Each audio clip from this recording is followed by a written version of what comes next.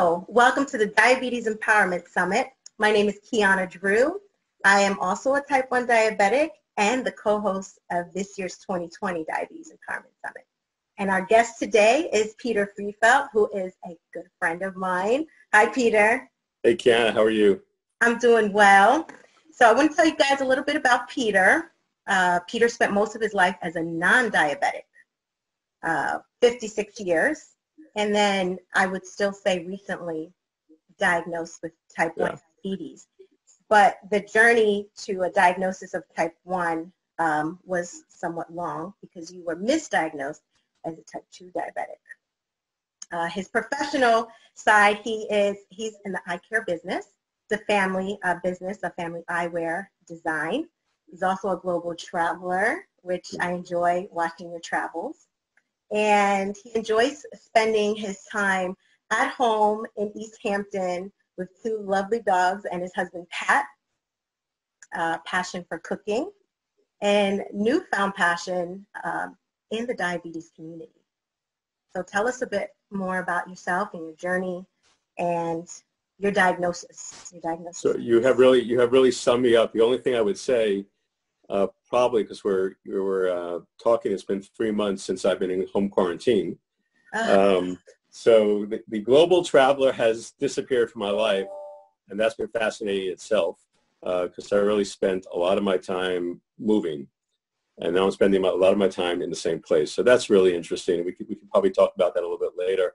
But my journey, as you mentioned, has been really interesting, being diagnosed first as a type 2 diabetic. So real quickly, when I turned 56, and I was really on my health always. I always had my annual checkups, and I'm a little neurotic about it, a little bit of hypochondriac, so I'm always on that. And about 6 months before my annual, I was getting a blood test, and my doctor noticed that my blood sugar was a little high.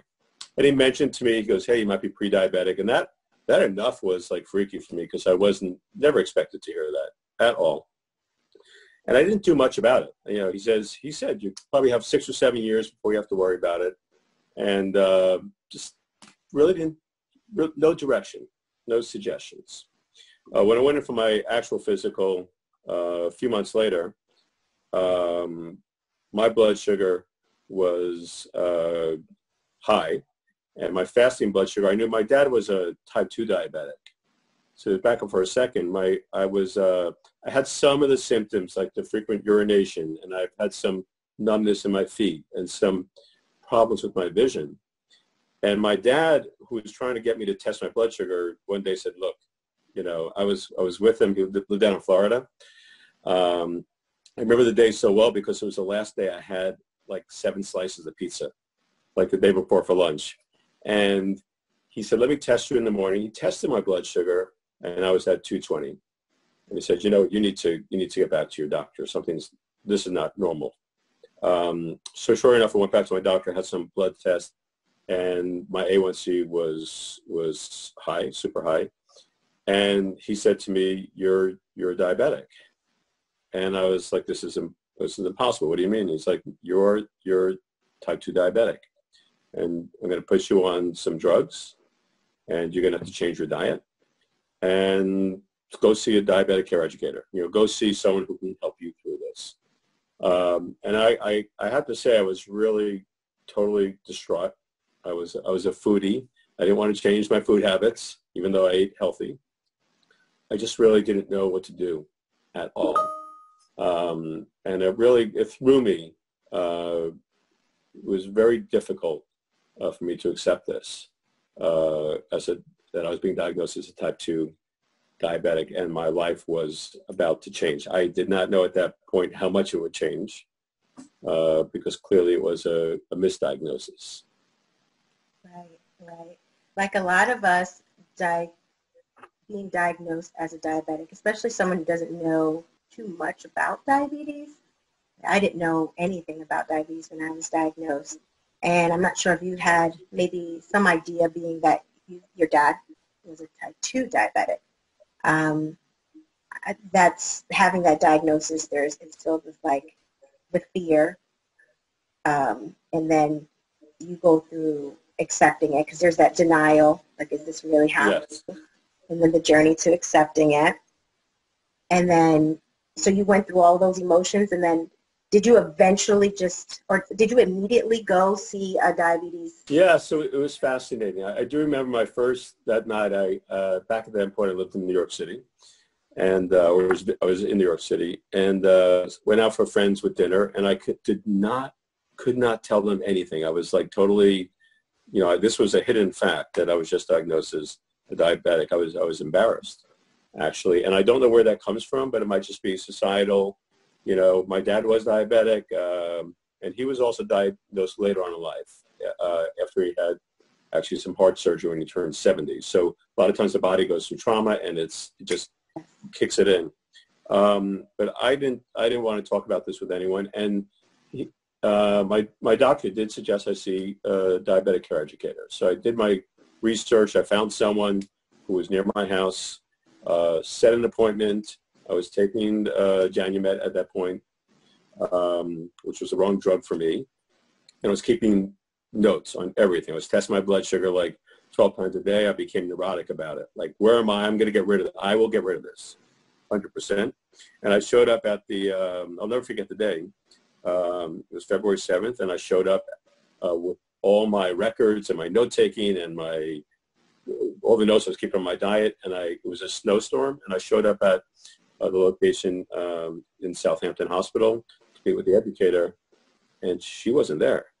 Like, I'm like, what do you mean? And I think I started crying. Like, I'm all prepared, and I'm set to make these changes, and she wasn't there. And fortunately, there was someone there who was just beginning her own practice as a diabetic care educator. She worked in the hospital. She saw me distraught, and she said, I can help you. So-and-so's away. We didn't even know you were coming in, but if you could come back a week from now, I'll be here. And so I met Peggy Krause, who is my first friend in this community, even though she is not type 1 or type 2, but she cares so much about folks in the community. And we sat down. We had a great session. She was masked because of the flu season, so I never saw her face. This was at a time where no one wore masks. Really, it was unusual. And she basically looked at me and she said, I don't think you're a type 2, but that's the diagnosis we have. I'm going to help you as best I can. I told her about my lifestyle, my health, and what I did for activities. And she spoke to me about plant-based diet. And she said, we can roll this thing back. I can get you off meds. If you agree to work with me, I can, and I was convinced I can become non-diabetic, even though we were told that that's impossible. And so I began to work, and I connected on a plant-based diet. I started on a plant-based diet. I went on a trip that was in February. I met Peggy on Valentine's Day.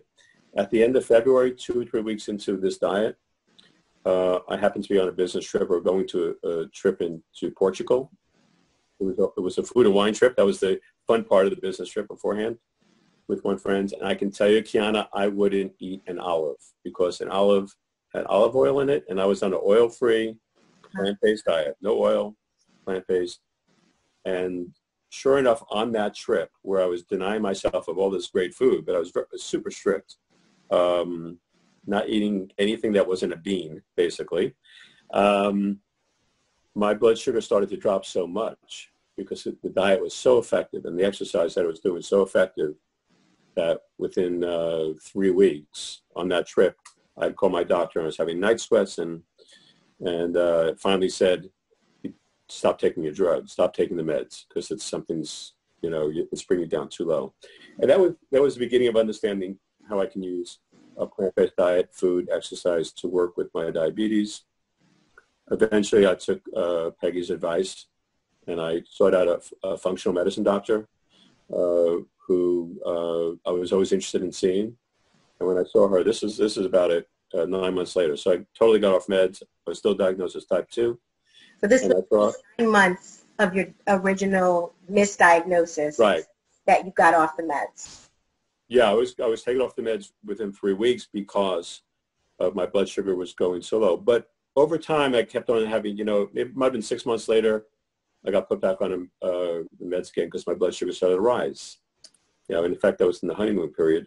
Right. And I saw the functional medicine doctor, and she tested me, and she's like, "Oh, and you're type 1 diabetic." I'm like, "No, I'm type 2.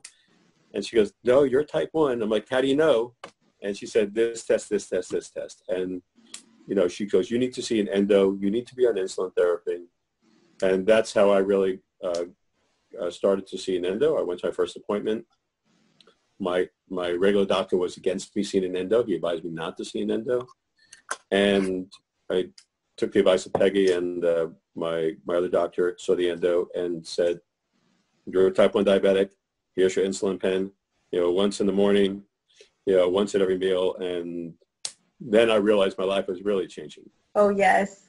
That's a whole nother thing to learn. That baffles me when you know intuitively that something is not right. And you just a test to your doctor, and your doctor says no or is against it. I don't understand where that stems from. Why are doctors not taking just how we feel into account, and just to help ease our worries by saying, you know what, I don't think you need that test, but if you feel better, I'll order it for you. Yeah, it was the opposite. My doctor had fought me on every test I wanted to order, a GAD-65 test and all the tests that would kind of show about antibodies in the body and, how you're producing insulin. And he would just say, "It's not necessary. I'm treating you by the book." And then I realized, and years later, I understand a lot more about the medical profession today, what he said was true. He was treating me by the book. Your A1C is this, your age is this. I was 56, and we're going to treat you with this pill.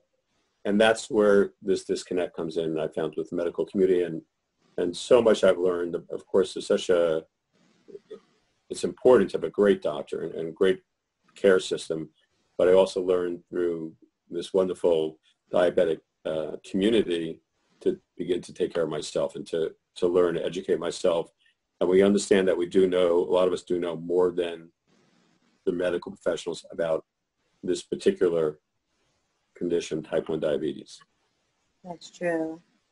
And I think it's so important to just follow your intuition.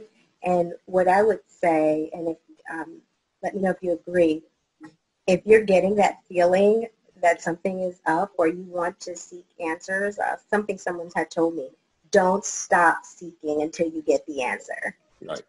Don't quit. If that door closes, you got to knock on another one. I've heard a similar story of misdiagnosis, and the doctor said the same thing.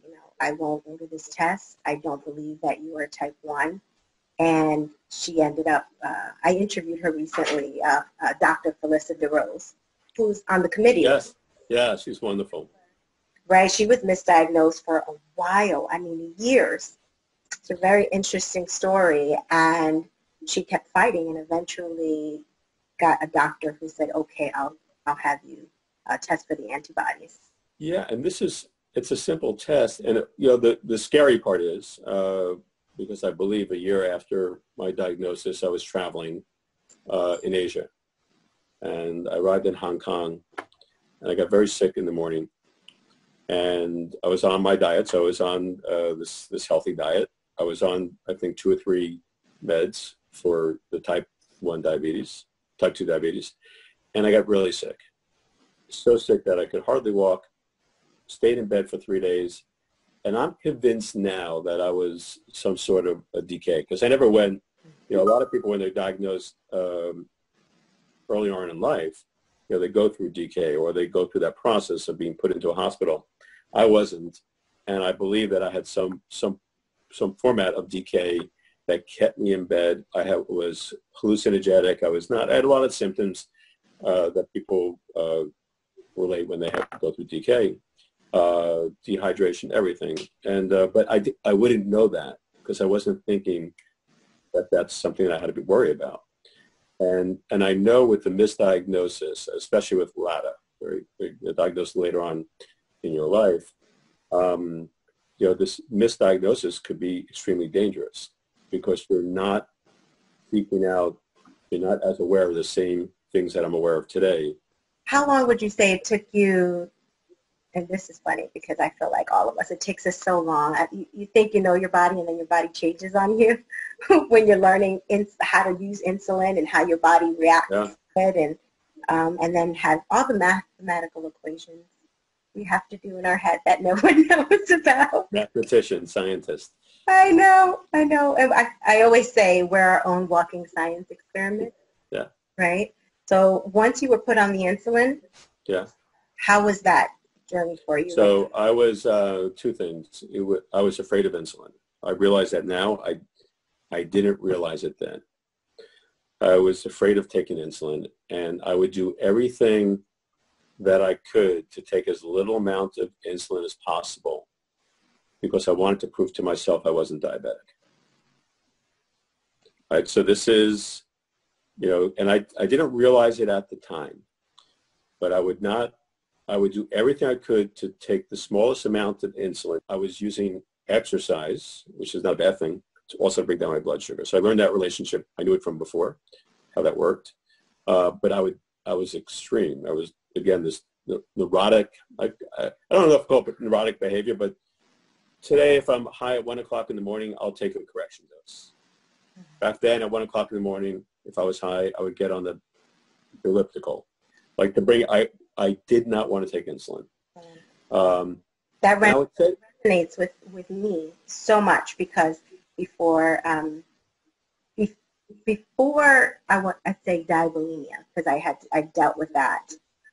That's where I was. I don't want to say that it was the catalyst for the disordered eating, because there was some binging, but it started with me trying to prove to myself that I could do this without insulin and trying to take the smallest amount. And if my sugar was high, then I was going to go for a run, or at the time I lived in Brooklyn. I lived over by Park Slope, so I would put on my skates and I'd skate the park and anything to bring my sugar down. Quick, jumping jacks, but anything not to take that insulin.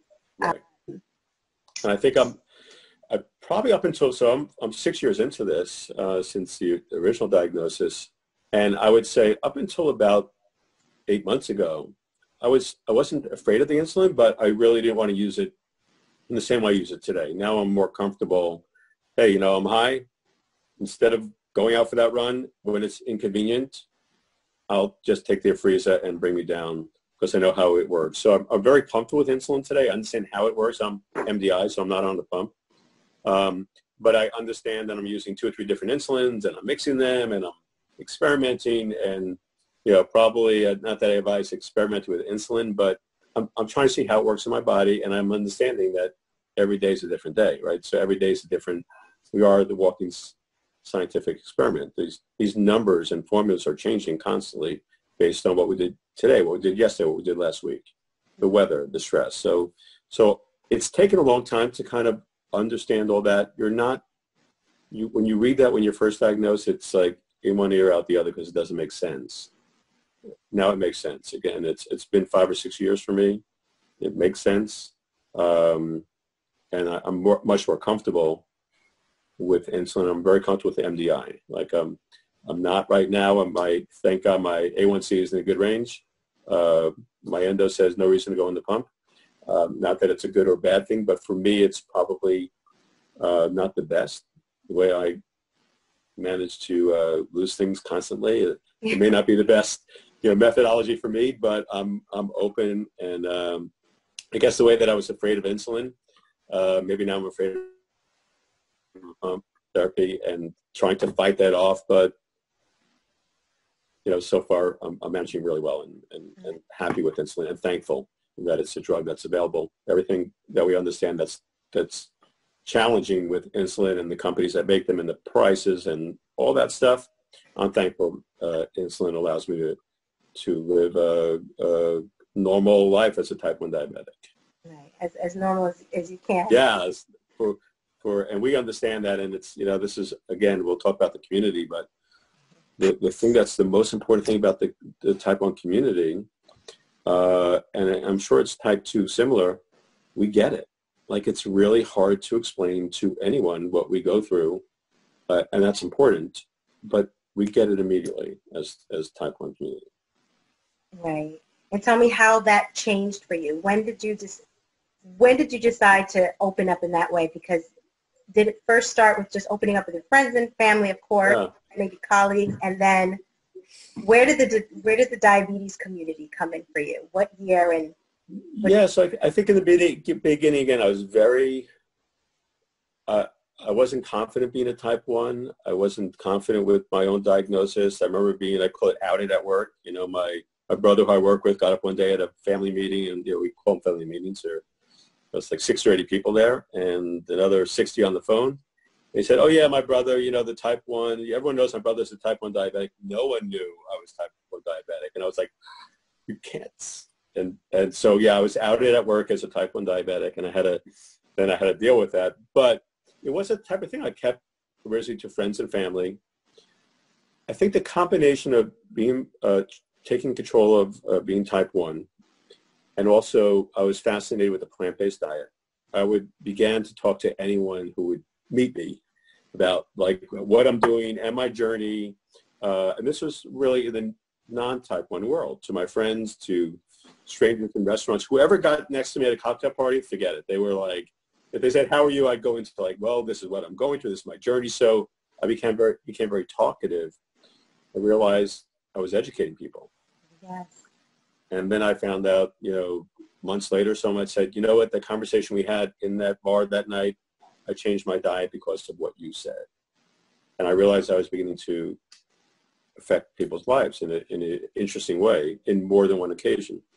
And with the type 1 community, I really, when I was diagnosed back in that February, I was really distraught. I mean, I didn't talk so much about being diagnosed later on in life is very different, I believe, than being diagnosed when you're 5, 10, 15, 20. Every age has its unique set of circumstances, that way you deal with it. But in my case, it was my parents that were taking care of me. It was me. My life was all set. I thought my life was all set, and then this changed. Of course, that's true for everyone. But I began to, I took on yoga. And that's really when I started doing yoga. I always dabbled in yoga, really never like this. I enjoy it, but I really never understood how to get into it. And in that dark, cold February that year, and solitude, because it's a beach community in the summer, but dead in the winter, I found yoga. And I started to practice on a regular basis. And through that practice, it became really part of my sanity. And then I'm understanding how diabetes, yoga can help my diabetes. And I began to reach out, searched online, and that's where I found Lauren Bongiorno, who had written an article for Beyond Type 1. And so all this was piecing together for me, and I reached out to Lauren. She responded, and that was my first connection to the community, and there was a good connection. Mm-hmm. Like, Lauren's a wonderful friend, and just super person in and out of the community. And so through her, I began to make other connections. This is, I didn't have an Instagram account back then. I wasn't really socially connected outside my own personal Facebook, but I began to seek out people to connect with. And I was, I forgot the right word, but, I would just watch from, afar and read the posts and really, and really try to reach out people that I felt I could connect with. And slowly but surely began building that community, connecting with people who would introduce me to other people, person by person, over time, over years. And then realizing that, and one day realizing, hey, in addition to my own family, which I love, and my friends who I adore, and my work life, which I'm passionate about, I have this amazing community of type 1 friends. And that was so wonderful, realizing that. It took time, but I realized, hey, I have this amazing community that I belong to, I'm part of, and I value their friendships, and people are trying to help me, and I'm trying to help others. So I think it was a process over the first few years of, I would say, coming out as a type 1 diabetic. I love that. I feel that, I know for me, once I started to seek out people, it helped me to, first of all, you're not alone. You're starting to see so many of the things that you thought maybe you're being, maybe you're not strong enough. You start to have this idea that maybe you're weak because you're not handling this. And then you see so many other people that are just like you. It helped me just reestablish my relationship with my diabetes. And then you get to see how other people manage it. We share. We learn so much from each other. We learn so much from each other. Yeah, that's so true. And eventually you started a bike team, right? Yeah. When did that come out? Yeah, so through these connections, I got into biking. We discussed, I love to travel. I really lived to travel. My job was related to travel, and it was my greatest experiences. And when I felt shut down originally because of being a type 1, I was afraid to travel. I didn't want to be away from home. I didn't know how to manage myself. And that's when I met Eric Dowds, who wrote about traveling as a type 1 diabetic, was doing some crazy things, and connected with him. And I always liked biking and realized that there's a great biking community in the type 1 world. And I wanted to be part of that. So I began practicing and realized, seeking out the races, like the JDRF rides and different rides around the country. And then realized there was a ride in my own backyard coming up from the Diabetic Research Institute, DRI, and decided, hey, I've always been good at bringing people together and creating teams, whether at work or fundraising, which I've been involved with in many different ways over the past 20, 30 years. And I can bring some of that knowledge and skill set into my type 1 world. And just formed a team, and, we raised a crazy amount of money real quick. And I learned I could ride 50 miles at a time, and that was fun. And began building, again, that type 1 community. We've done, I think, 3 years in a row, the ride for the DRI in the Hamptons, each year bigger and more committed, and raising more funds, and just having more fun, more people connected through biking and the type 1. So really that was my connection, through building community locally in the Hamptons, and really learning more about the DRI, which I think is a wonderful organization, passionate about the work that they do, and also met some wonderful people in not only DRI but many of the organizations. We're blessed that this is a community that has access to a lot of different organizations that really care about us and want to help us. And whether we want to say they're doing the best jobs or they're challenged at different times, but generally they're resources for the entire type 1 community. We need a lot of resources. We need advocacy. Yeah. We need funding. We need support. We need emotional support. We need insulin. And these organizations are all about that, and they all do something else. So I've really tried to connect to different organizations in different ways to see how I can support them as well and utilize their services. Right. Listening to your journey, just thinking of from diagnosis to now, which is really, if you think about it, it's a short time. Yeah. It's only 5 years, but you've taken being afraid, and then, initially afraid, then accepting your diabetes, the whole journey of just becoming comfortable with your diagnosis, using insulin, back around to your love for, you're sharing with me some of your gifts, like some of the things like traveling and putting teams together and stuff that you already do in life, but bringing that right back into the community. And I love that. It's just giving back and sharing, and it's just so much that you're adding to this space. And I'm inspired by it, and I think that it's beautiful. Yeah, I think it was a conscious decision, and I think it went back to this idea of who do you tell, who do I not? So in those, and it really was, finding this balance. Do I live my life as a person with diabetes, right? Or am I whole with being diabetic? And it was a difference. I have a cousin who I love and adore, and she's type 1 diabetic, and she was diagnosed in her 30s, late 30s. And it's like a sister to me, and I really didn't understand what diabetes was, what type 1 diabetes was. I knew she was on a pump and took injections. That was it. But she separated it. Mm-hmm. She was diabetic, and she was who she was. So she wasn't integrated at all. She just found it, for her, it worked better. And for me, I realized it didn't. I could not just have this not be part of my life, fully engaged. I had for me, work-life balance, maybe because I've always worked that way, work around the clock and leisure around the clock, it's never set for me. And to have this work-life balance with diabetes means I had to embrace it, be part of my life, and 24/7 be a happy type 1 diabetic, as opposed to being a person that had diabetes, and separate the two lives. I had to bring them together, and that was very important to me.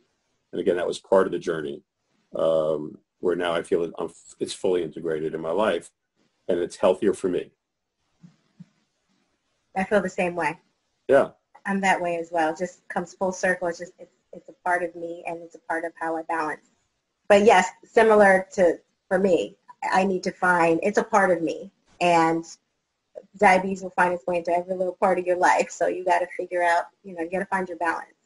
Yeah, and the balance is critical, of course, because some people might say I'm, too much of a type 1 diabetic, like it's too much of who I am. I don't think so, but I think also, studies will show that the more you're engaged, especially in social media, that folks that are engaged in the type 1 community will have better health outcomes based on A1C numbers. Like they actually have a lower A1C number compared to people that are not. It was a really interesting study, but I think it's just because they've just become more comfortable with being a diabetic and kind of taking charge of yourself. What's one thing that you want to share with the diabetes community that you feel you would have helped you right out the gate from diagnosis, that you would like to share with anyone who's watching? Probably to breathe, right? To take a pause, which I didn't do, and breathe. And it's so important to have a support system, and not everyone does. I did. If you have one, to tap into it, because I think you need to slow down. And again, my diagnosis was different. It wasn't, I wasn't in a hospital, and so every diagnosis is different. But to just breathe and understand that you're going to be just fine. It's really important. I don't think that's not where my head was at in the beginning. And if I had some friends that told me that, just take this easy. Just take it easy, relax, and understand that your life will be different, but you're still going to have a great life. And that would be good advice to me. It did come to me from someone in my family, but I would find that helpful, and I think it's good advice for others as well. And with regard to everything, this climate, everything that we're experiencing right now, it's a different time.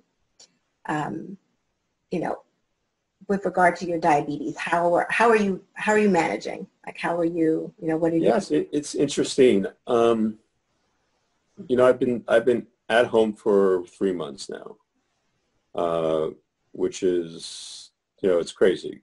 It's the first time, I think, in my life, or certainly, yeah, I'm sure, that I've been home for 3 months, and for most people.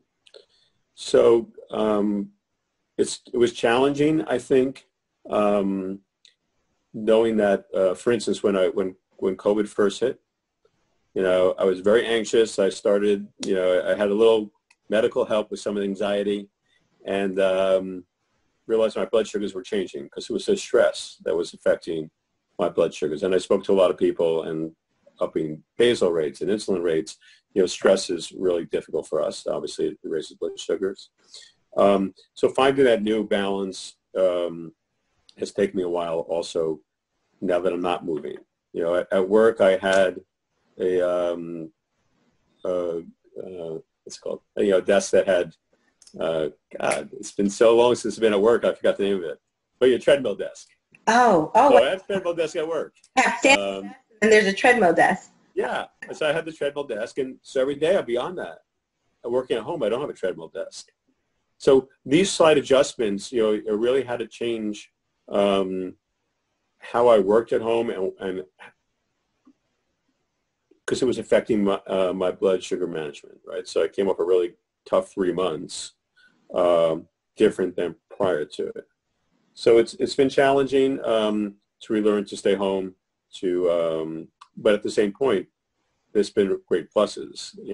I don't lose anything. Like, how many times we leave home without, I call it my diabetic bag that have all my life supplies in there. I go to work and like, oh shoot, I forgot my insulin.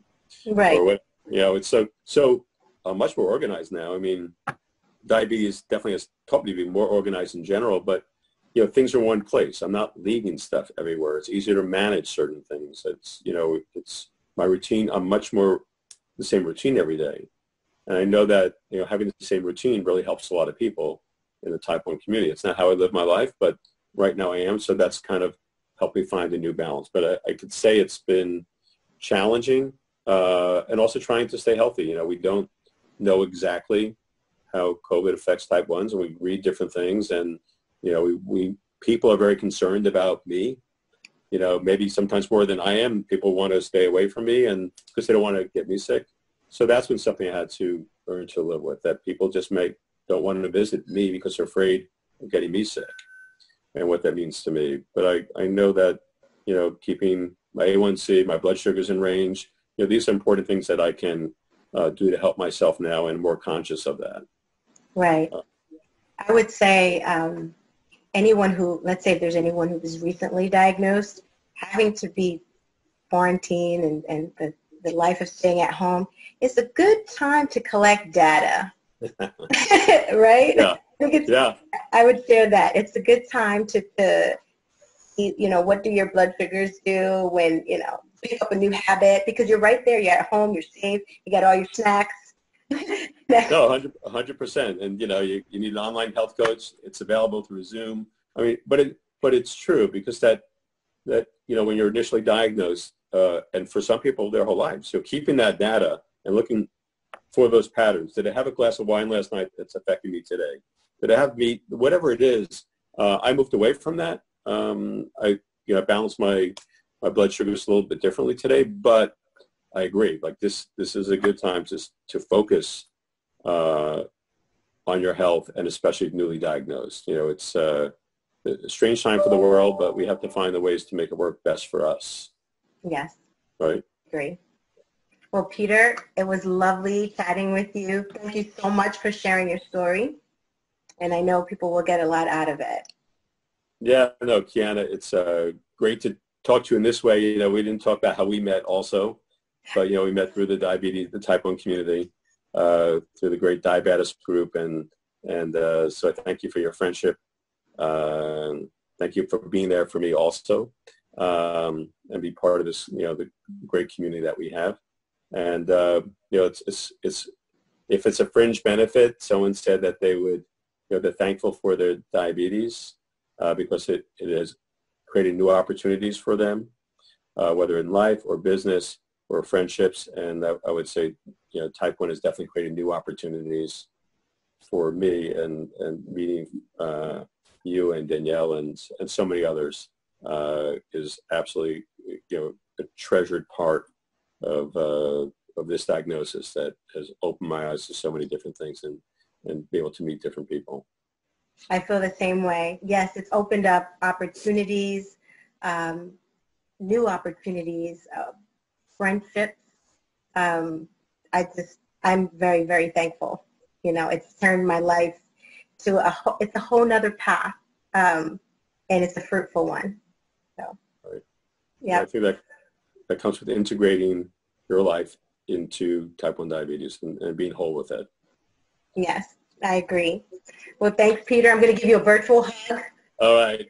Great seeing you, and look forward to connecting and someday in person again. Yes, I know.